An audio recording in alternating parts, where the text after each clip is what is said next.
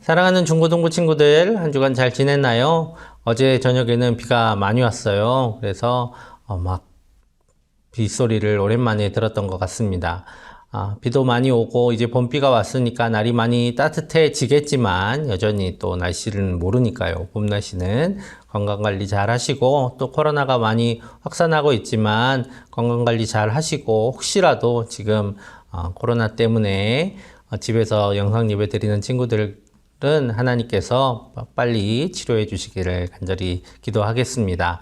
이제 우리 마음 모아서 사순절 네 번째 주일 예배 하나님 앞에 드리도록 하겠습니다. 우리에게 있는 대제사장은 우리의 연약함을 동정하지 못하실 리가 아니요 모든 일에 우리와 똑같이 시험을 받으신 이로되 죄는 없으시니라. 그러므로 우리는 긍휼하심을 받고 때를 따라 돕는 은혜를 얻기 위하여 은혜의 보좌 앞에 담대히 나아갈 것이니라. 아멘. 은혜가 풍성한 하나님 아버지, 예수님께서 십자가에 못 박혀 보혈을 흘리심으로 우리 죄를 사하셨으니 그 큰 은혜에 감사를 드립니다. 사순절 기간에 구원의 기쁨이 충만하여 하나님께 예배하며 영광을 돌리게 하여 주시옵소서. 영과 진리로 드리는 우리의 예배를 기쁘게 받아 주옵소서. 예수님의 이름으로 기원하옵나이다. 아멘.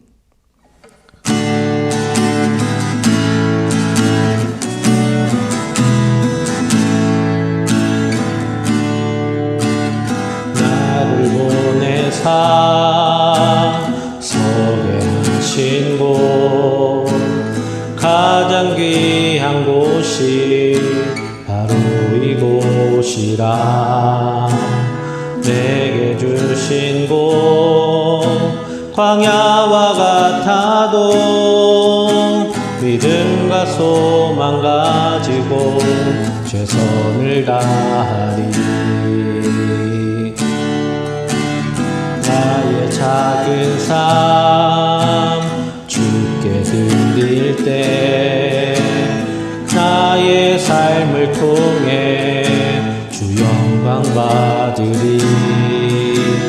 내게 맡기신 가장 귀한 이곳 감사와 순종으로 오늘을 살리라. 나의 일상을 통해 하나님께 영광을, 나의 일상을 통해 생명의 복음을, 나에게 맡기신 이곳 나를 부르신 곳에 하나님의 나라가 이뤄지길 원합니다.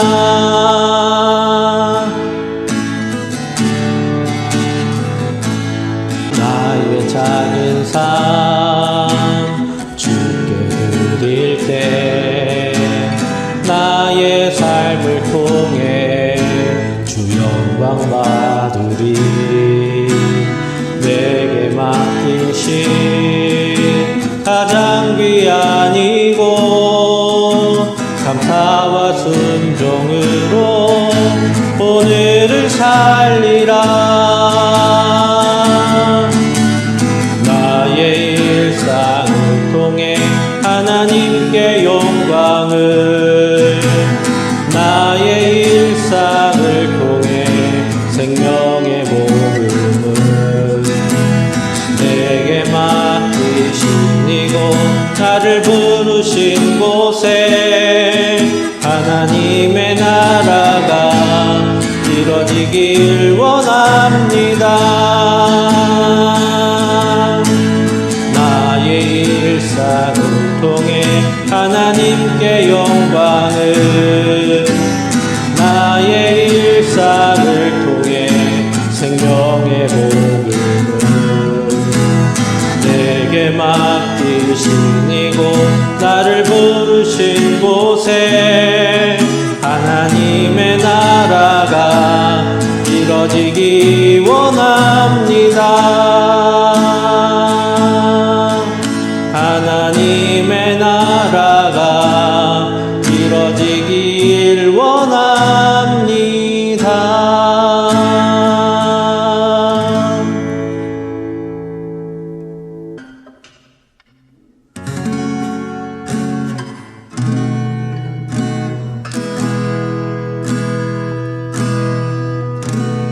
주 사랑이 나를 숨쉬게 해. 세상 그 어떤 어려움 속에도 주 은혜로 나를 돌보시며 세상 끝날까지 지켜주시네. 주 사랑이 나를 이끄시네. 내가 갈 수 없는 그곳으로 주의 사랑 나를 붙드시며 세상 끝날까지 인도하시네. 주님만이 내 아픔 아시며 주님만이 내 맘 어루만지네. 어느 누구도 나를 향하신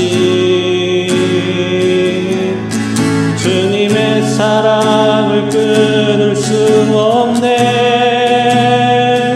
주님만이 내 능력이시며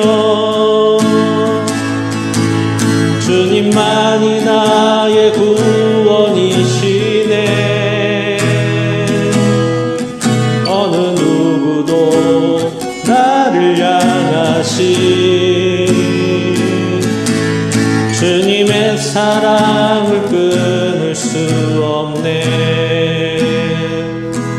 주님만이 내 아픔 아시며 주님만이 내 맘 어루만지네. 어느 누구도 나를 향하신 주님의 사랑을 끊을 수 없네. 주님만이 내 능력이시며 주님만이 나의 구원이시네. 어느 누구도 나를 향하신 주님의 사랑을 끊을 수 없네. 주님만이 내 능력이시며 주님만이 나의 구원이시네. 어느 누구도 나를 향하신 주님의 사랑을 끊을 수 없네. 어느 누구도 나를 향하신 주님의 사랑을 끊을 수 없네.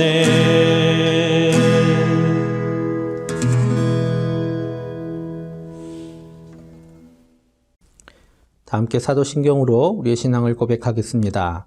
나는 전능하신 아버지 하나님 천지의 창조주를 믿습니다. 나는 그의 유일하신 아들 우리 주 예수 그리스도를 믿습니다. 그는 성령으로 잉태되어 동정녀 마리아에게서 나시고 본디오 빌라도에게 고난을 받아 십자가에 못 박혀 죽으시고 장사된 지 사흘 만에 죽은 자 가운데서 다시 살아나셨으며 하늘에 오르시어 전능하신 아버지 하나님 우편에 앉아 계시다가 거기로부터 살아있는 자와 죽은 자를 심판하러 오십니다. 나는 성령을 믿으며 거룩한 공교회와 성도의 교제와 죄를 용서받는 것과 몸의 부활과 영생을 믿습니다. 아멘. 우리 함께 예배를 위해 기도하겠습니다. 사랑의 아버지 하나님, 사순절 네 번째 주일을 맞이하게 하시고 또 주님을 깊이 묵상하며 주님께서 우리에게 베푸신 은혜를 생각하게 하심을 감사합니다. 오늘 예배를 통하여서 주님께 더욱 가까이 나아가게 하여 주시고 주님을 더욱 사랑하며 그 은혜를 감사하며 나아가는 우리 모두 되게 하여 주시옵소서. 하나님, 한 주간 돌아보면 하나님께서 우리에게 이 큰 은혜를 베풀어 주셨음에도 불구하고 우리는 주님을 또한 멀리하며 주님의 뜻을 따르지 않으며 주님의 뜻대로 행동하지 않았던 모든 순간들을 기억합니다. 주님, 우리를 불쌍히 여겨 주시옵소서.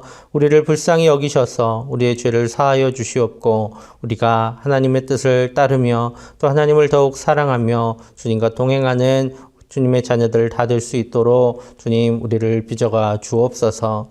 아버지 하나님, 이 시간 하나님의 말씀을 듣습니다.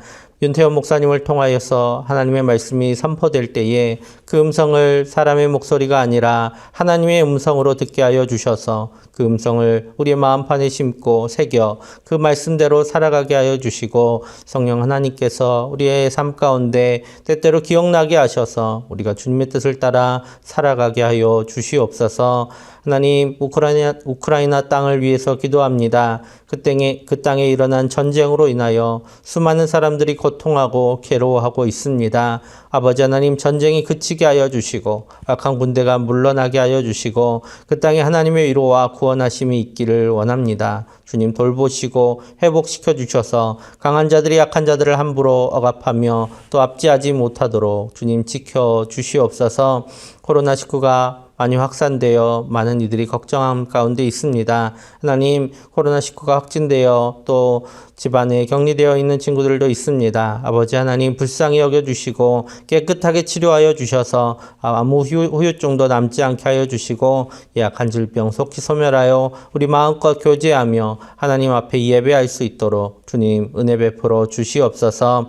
이 한 주의 삶도 주님께 의탁합니다. 이 한 주의 삶을 통해서 하나님께 영광 돌리고 특별히 사순절이오니 사순절 기간 예수님을 더 깊이 묵상하며 예수님의 은혜를 누리는 우리 모두 되게 하여 주시옵소서. 오늘의 모든 예배 가운데 함께하여 주실 줄 믿사오며 예수님의 이름으로 기도합니다. 아멘.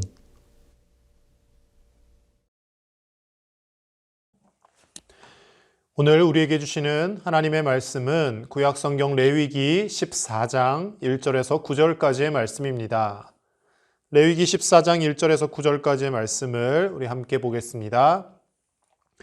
여호와께서 모세에게 말씀하여 이르시되 나병 환자가 정결하게 되는 날의 규례는 이러하니 곧 그 사람을 제사장에게로 데려갈 것이요 제사장은 진영에서 나가 진찰할지니 그 환자에게 있던 나병 환부가 나았으면 제사장은 그 정결함을 받을 자를 위하여 명령하여 살아있는 정결한 새 2마리와 백향목과 홍색실과 우슬초를 가져오게 하고 제사장은 또 명령하여 그 새 하나는 흐르는 물 위 질그릇 안에서 잡게 하고 다른 새는 산채로 가져다가 백향목과 홍색실과 우슬초와 함께 가져다가 흐르는 물 위에서 잡은 새의 피를 찍어 나병에서 정결함을 받을 자에게 7번 뿌려 정하다 하고 그 살아있는 새는 들에 놓을지며 정결함을 받는 자는 그의 옷을 빨고 모든 털을 밀고 물로 몸을 씻을 것이라.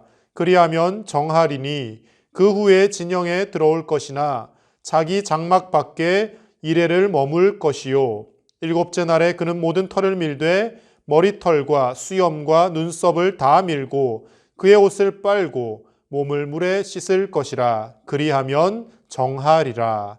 아멘.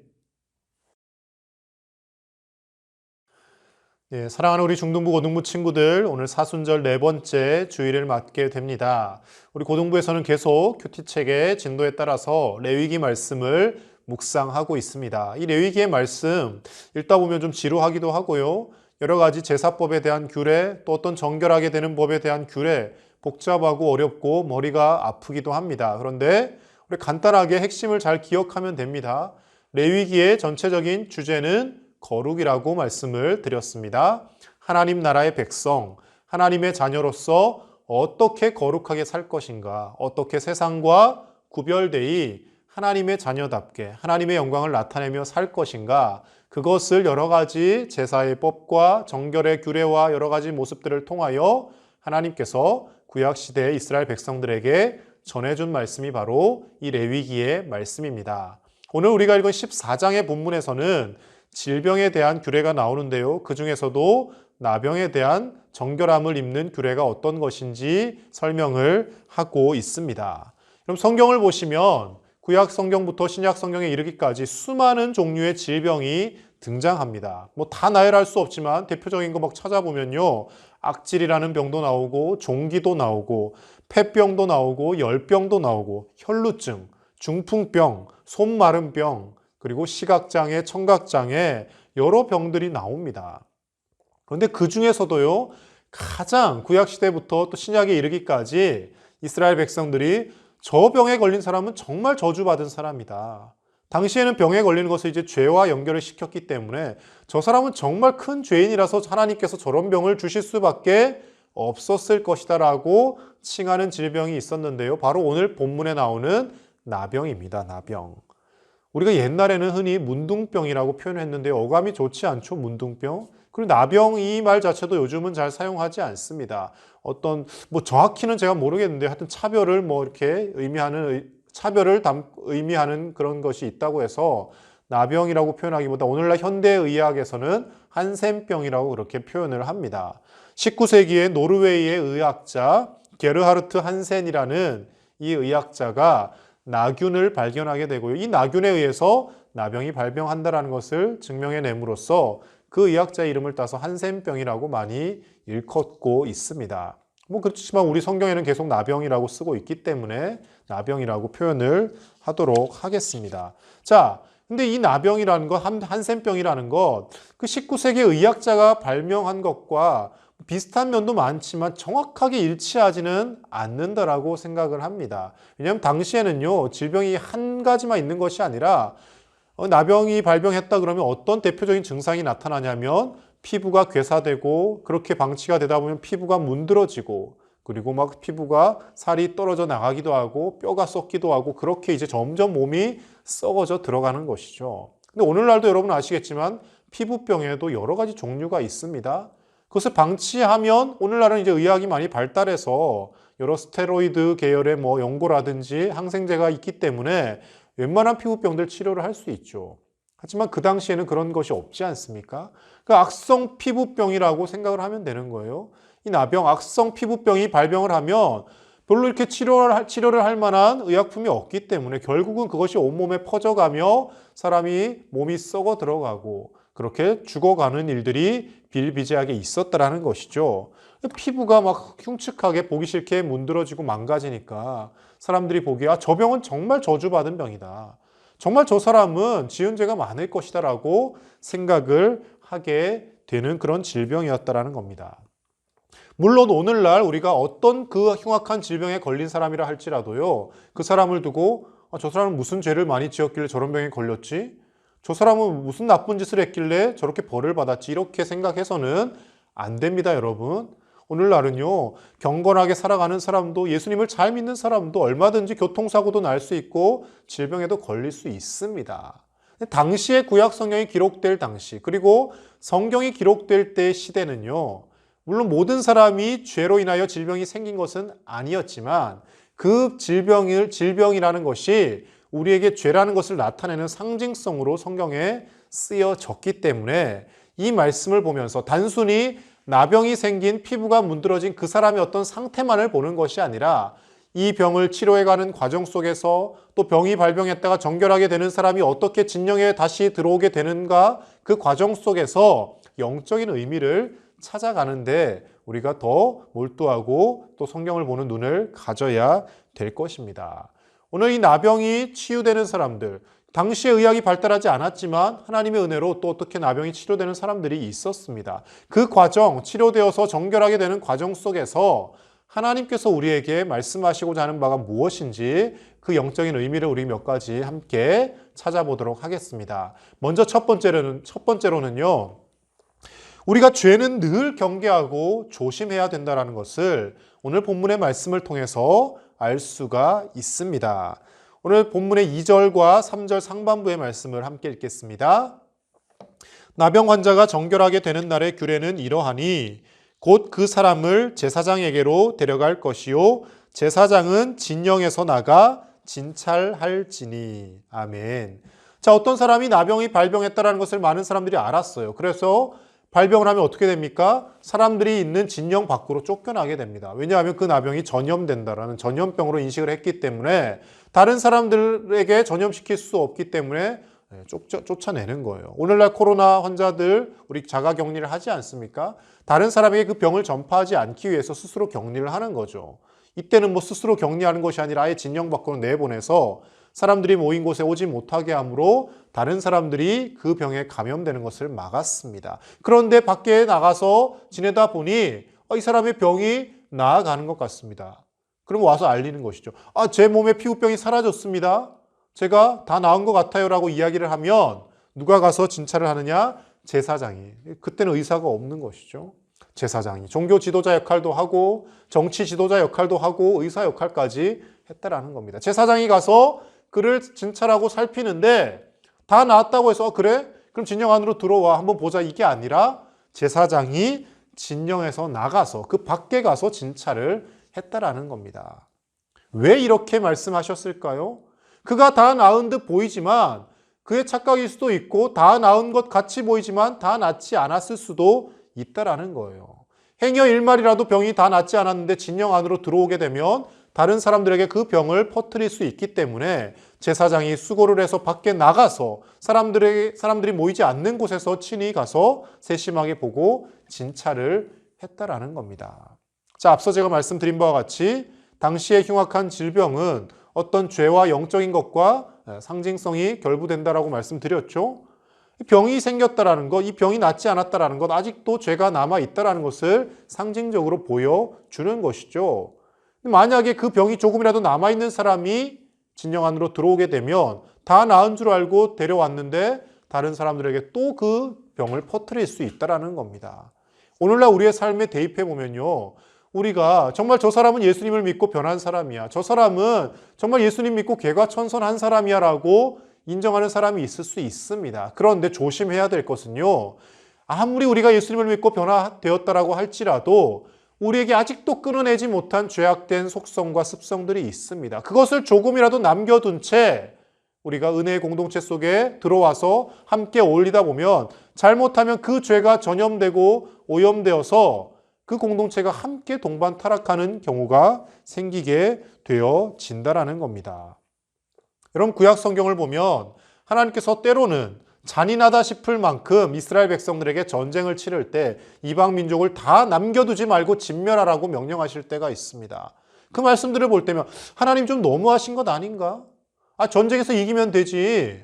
아말렉이라든지 블레셋 사람들이라든지 이 사람들 좀 살려두고 이 사람들도 회개할 기회를 줘야 되지 않는가? 이런 생각이 들 때가 있어요. 그런데 하나님께서는 하나도 살려두지 말고 심지어 그들이 기르던 가축까지도 다 진멸하라고 말씀하십니다. 왜 하나님이 그런 극단적인 명령을 하실까요? 조금이라도 그들을 살려두었을 때 긍휼의 마음으로 살려둘 수는 있지만 그 살려둔 것이 화근이 되어서 결국 그 이방 민족들의 우상 숭배하는 그 습성이 이스라엘 민족들에게 전염이 되고요. 동반 타락하게 되는 경우가 생기기 때문에 그렇다는 거예요. 이 나병이 조금이라도 남아있으면 진영 안으로 들이면 안 된다는 겁니다. 제사장이 나가서 정말 확실하게 100% 치료가 됐는지 밖에 나가서 살펴야 된다는 거예요. 우리에게 죄가 조금이라도 남아있고 나쁜 습관들, 좋지 못한 죄의 습성들이 있으면 그것을 가지고 은혜의 공동체에 들어와서 그 습성대로 살게 되면 수많은 주변의 사람들에게 폐를 끼치게 되고 함께 죄를 지으며 타락하게 되는 일들이 생겨날 위험이 있기 때문에 죄를 다 끊어내고 하나님 앞에 서고 사람들과의 공동체의 모임 속에서 늘 조심해야 된다는 것을 말씀해 주고 있는 겁니다.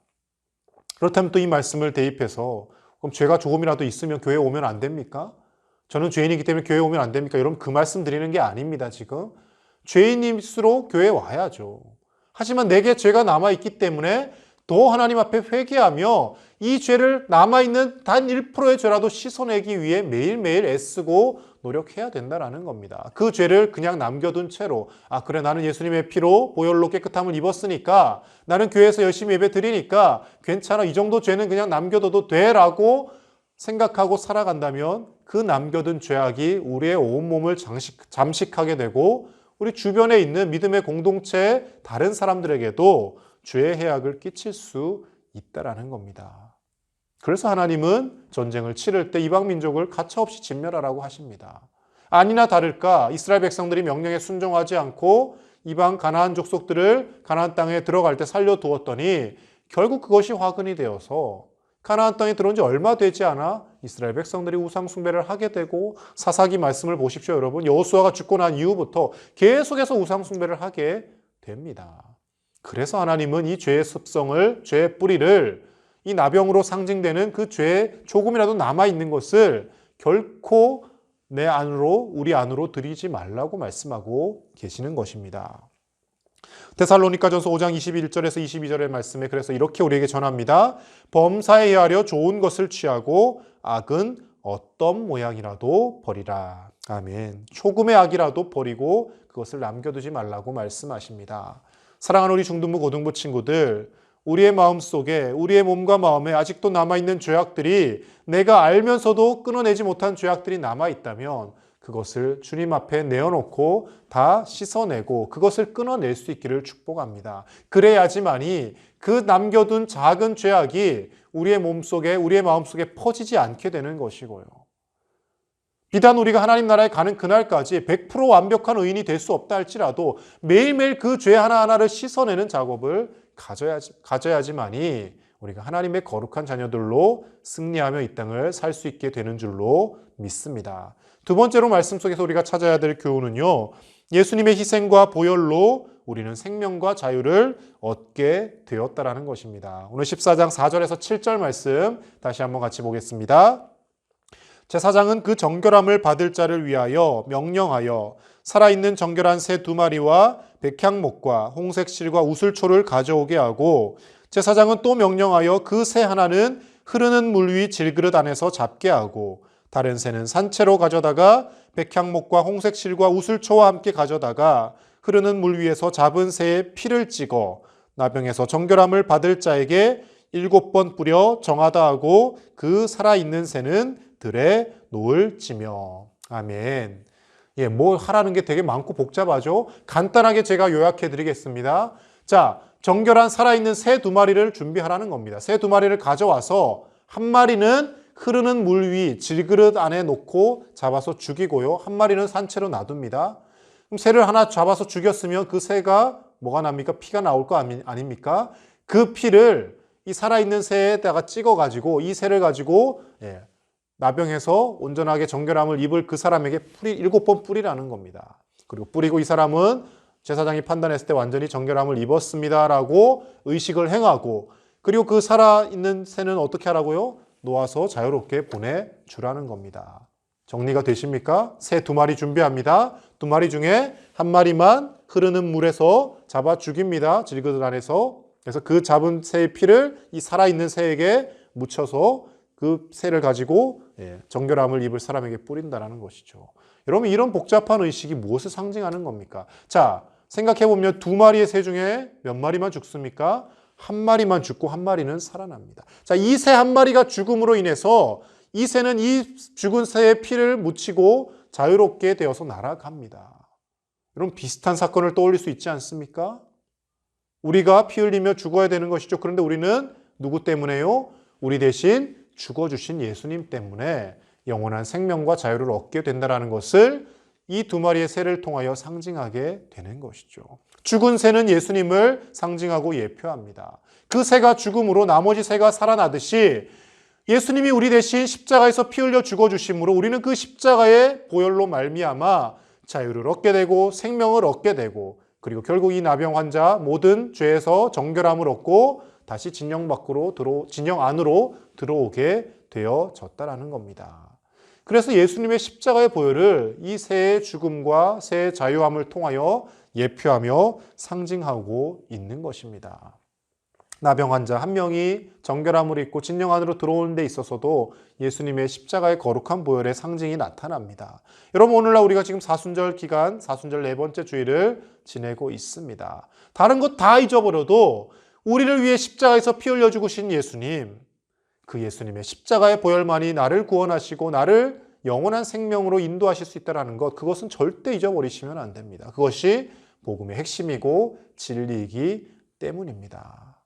앞서 말씀드린 바와 같이 나병과 같은 흉악한 질병에 걸린 것과 같이 우리에게는 여러 가지 죄악들이 우리를 감싸고 있습니다. 하지만 예수님의 보혈로 씻음을 받을 때 우리는 깨끗함을 입게 되고, 그리고 남겨진 그 죄 하나하나까지도 보혈로 다 깨끗이 씻어서 우리는 온전하게 정결함을 입고 진영 안으로, 진영한 즉 천국 하나님의 나라 안으로 들어가는 은혜의 삶을 살아야 될 줄로 믿습니다. 마지막 세 번째로요. 하지만 구원받은 사람에게는 반드시 성화의 단계가 필요함을 말씀해 주고 있습니다. 자, 이제 그 새 피를 가지고 나병에서 정결함을 입은 사람에게 뿌립니다. 그런데 그 사람이 바로 진영 안으로 들어오지 못합니다.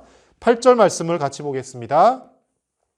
정결함을 받는 자는 그의 옷을 빨고 모든 털을 밀고 물로 몸을 씻을 것이라. 그리하면 정하리니 그 후에 진영에 들어올 것이나 자기 장막 밖에 이레를 머물 것이요. 아멘.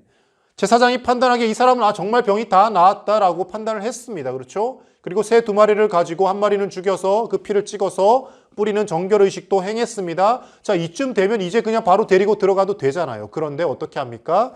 자기 장막 밖에 며칠을요? 7일을, 이래를 더 머물다가 오게 한다라는 겁니다.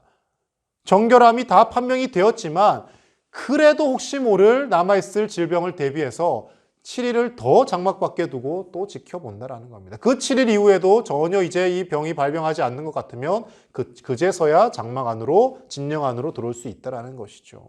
무엇을 상징하는 겁니까? 우리가 죄 씻음을 받고 예수님을 믿고 구원받고 변화되었다라고 스스로 자부합니다. 그런데 그렇게 자부하지만 여전히 죄 가운데 머물면서 또 넘어지고 또 죄를 짓는 일들이 비일비재하게 일어납니다. 그래서 예수님을 믿는 그리스도인들 중에도 심심찮게 사기 사건에 휩쓸리기도 하고요. 심지어 사람을 폭행하기도 하고요. 심지어 목사님들이 하지 말아야 될 그런 끔찍한 범죄들을 저지를 때도 있습니다. 성추행을 한다든지 공금에 손을 댄다든지 이런 일들이 생겨납니다. 왜 그럴까요? 성화되지 못했기 때문에 그렇습니다. 예수님을 믿고 죄 씻음 받고 나는 이제 정말 온전한 사람이 완벽한 사람이 된 것 같아 라고 스스로 여기지만 하나님은 7일간 장막 밖에서 머물게 하는 것과 같이 우리가 아직은 천국에 들어간 것이 아니기 때문에 그 7일간의 상징적인 기간을 통하여 하나님 앞에서 더 겸손하게 다듬어지고 깎여져가는 성화의 시간을 가질 것을 원하신다라는 겁니다. 여러분, 예수님의 십자가의 보혈로 인하여 우리는 구원 이미 받았습니다. 하지만 아직 천국에 완벽하게 들어간 것은 아닙니다. 하나님 우리를 부르시고 우리가 이 땅에서의 호흡이 멈춰서 하나님 나라에 가는 그날까지 우리는 계속 이 성화의 시간을 거쳐 나가는 겁니다. 정결하게 되어지고 이 지금 성경 본문에서는 7일로 표현하고 있지만 7일만이 아니라 우리가 하나님 앞에 부름받는 그날까지 계속해서 깎이고 성화되어져 가는 작업이 우리에게 필요하다라는 겁니다.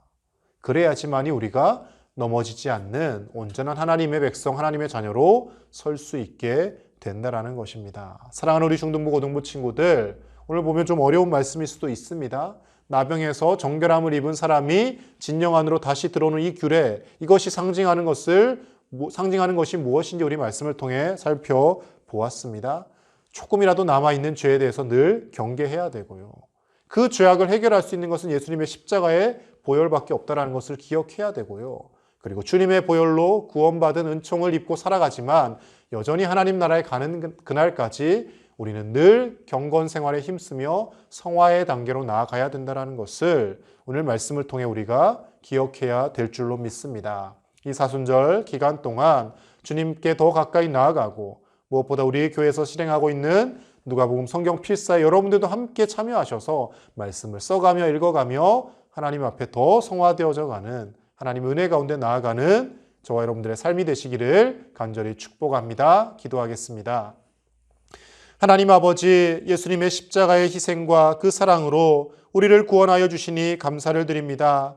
우리는 나병 환자가 진중에 있지 못함과 같이 죄로 인하여서 하나님 나라에 가까이 갈 수 없는 존재였지만 우리 주 예수님의 보혈로 씻어주셔서 하나님 나라를 소유하게 되었고 구원받은 하나님의 백성으로 살아가고 있는 줄로 믿습니다.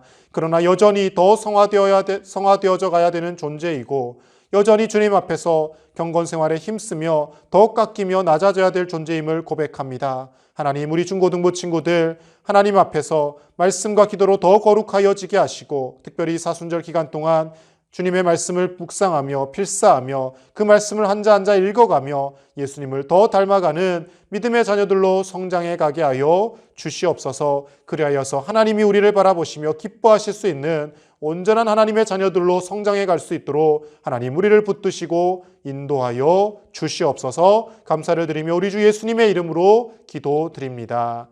아멘.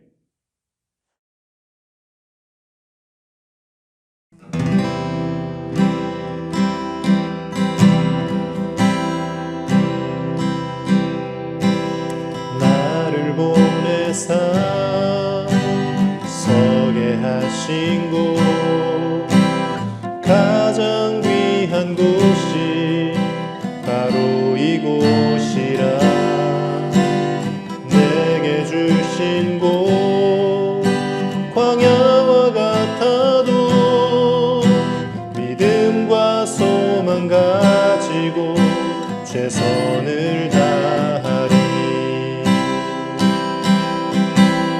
나의 작은 삶 주께 드릴 때 나의 삶을 통해 주 영광 받으리.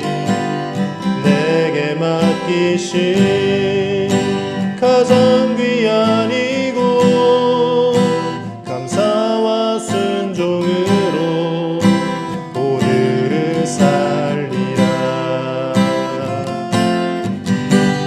나의 일상을 통해 하나님께 영광을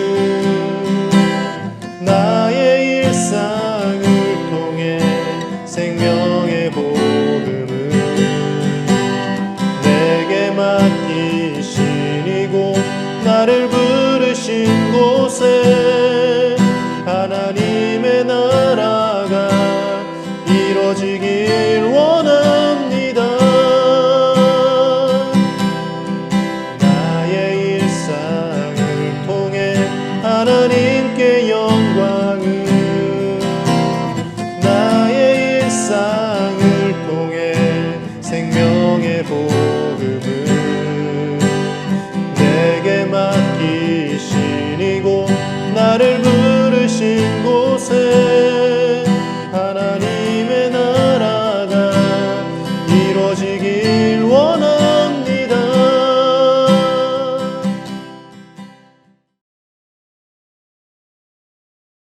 우리 드려진 헌금을 위해서 함께 기도하겠습니다. 하나님 아버지, 오늘도 하나님 사랑하시는 우리 중등부 고등부 친구들이 하나님의 그 크신 은혜를 기억하며 작은 정성이지만 구별하여 귀한 예물을 올려드립니다.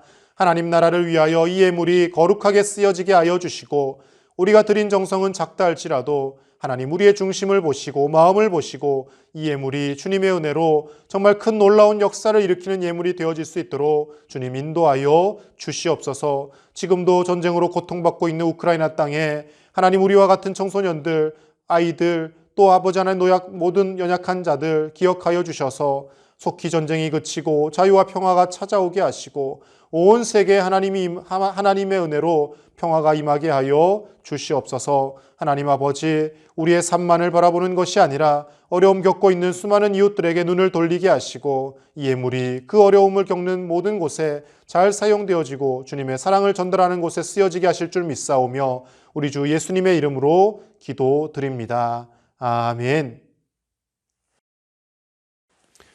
지금은 우리를 죄에서 구원하기 위하여 십자가에서 귀한 보혈을 흘려주신 우리 주 예수 그리스도의 크신 은혜와 우리를 사랑하시며 우리를 위하여 영원한 천국을 예비하시고 우리를 존귀한 자녀로 칭해 주시는 하나님 아버지의 놀라우신 사랑과 성령님의 감동감화 교통 위로하심이 우리 주 예수님의 희생과 그 사랑을 기억하며 우리에게 남아있는 작은 죄라도 끊어내고 날마다 말씀과 기도로 거룩하여지며 성화되어져 가기를 소원하는 주님의 사랑하는 모든 자녀들과 함께 예배하는 교사들과 코로나19로 고통받는 온 세상과 그리고 전쟁으로 아픔 중에 있는 우크라이나 땅 위에 이제로부터 영원토록 함께 하시기를 간절히 축원하옵나이다.